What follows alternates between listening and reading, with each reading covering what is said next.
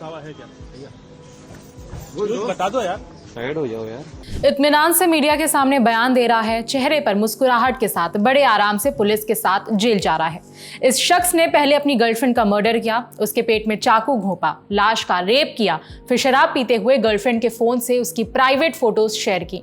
भागकर महाराष्ट्र गया, वहां जाकर लोकल ट्रेनों में घूमता रहा, तांत्रिक क्रियाएं की और यूट्यूब पर आत्माओं से बात करने के तरीके देखता रहा। हरकतों से कई ज्यादा डरावनी है इसके चेहरे की मुस्कान। कोई शिकन नहीं, कोई दुख नहीं, मीडिया के सामने सधा हुआ जवाब देता है। सब छोड़ो, जो होना था वो हो चुका, क्या करोगे जानकर? टाइम आएगा तब बताऊंगा। घटना मध्य प्रदेश के इंदौर की है। हत्या का आरोपी एमबीए का स्टूडेंट है, नाम पीयूष धामनोदिया। मृतका और पीयूष क्लासमेट थे। मृतका की उम्र 25 साल बताई जा रही है। पिछले करीब 1 साल से दोनों रिलेशनशिप में थे। मर्डर 10 फरवरी को हुआ और आरोपी की गिरफ्तारी 14 तारीख को हुई। 10 से 14 तारीख के बीच में क्या क्या हुआ, इसे सिलसिलेवार तरीके से जानते हैं। दैनिक भास्कर की रिपोर्ट के मुताबिक मृतका आरोपी पर शादी का दबाव बना रही थी, जिसकी वजह से दोनों में अक्सर झगड़े होते थे। झगड़ों का एक कारण यह भी था कि पीयूष शक करता था, उसे लगता था कि उसकी गर्लफ्रेंड दूसरे लड़कों से भी बात करती है। 10 फरवरी को पीयूष ने अपनी गर्लफ्रेंड को घर पर बुलाया, दोनों के बीच में बातचीत हुई। बातचीत के बीच पीयूष ने गर्लफ्रेंड पर सेक्स करने का दबाव बनाया, गर्लफ्रेंड ने मना कर दिया।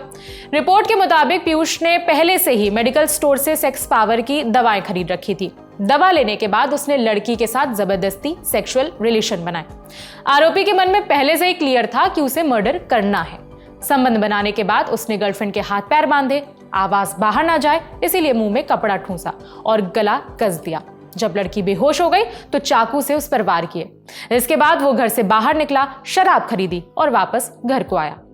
रिपोर्ट के मुताबिक घर आने के बाद पीयूष ने लाश के बगल में बैठकर बियर पी और फिर बॉडी के साथ रेप किया।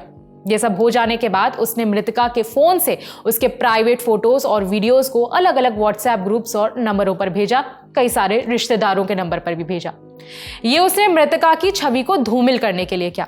इसके बाद पीयूष घर छोड़कर भाग गया।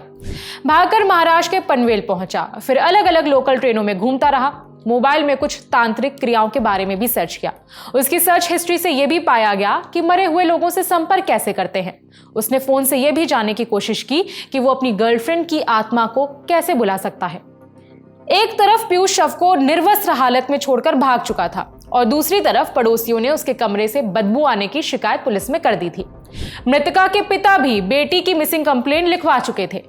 पुलिस ने शिकायत मिलने पर कमरा खोला तो बिस्तर पर लड़की की लाश पड़ी थी, बिना कपड़ों के और खून से लथपथ। इसके बाद पुलिस ने जांच शुरू की और पीयूष की धुनाई शुरू हुई।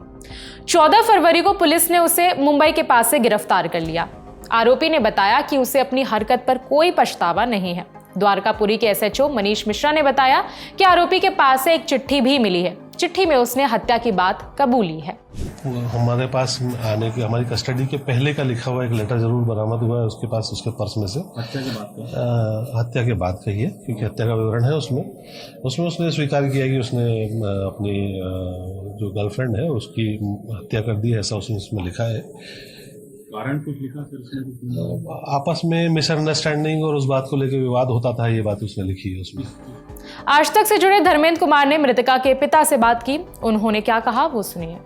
वो परिवार ये जा रहा है सख्त से सख्त इस पर कार्रवाई की जाए, डायरेक्ट इसको फांसी की सजा हो, ना कि उम्र कैद, क्योंकि उम्र कैद के बाद फिर वापस इसको कहीं ना कहीं फिर चांसेस होंगे अच्छी कड़ी से। हमारा तो वैसे मानना है कि यार भर चौराहे पे दिया जाए, लेकिन हमारे यहाँ का कानून लचीला है, वो ऐसा काम नहीं करता है, उसको डायरेक्ट फांसी दी जाए।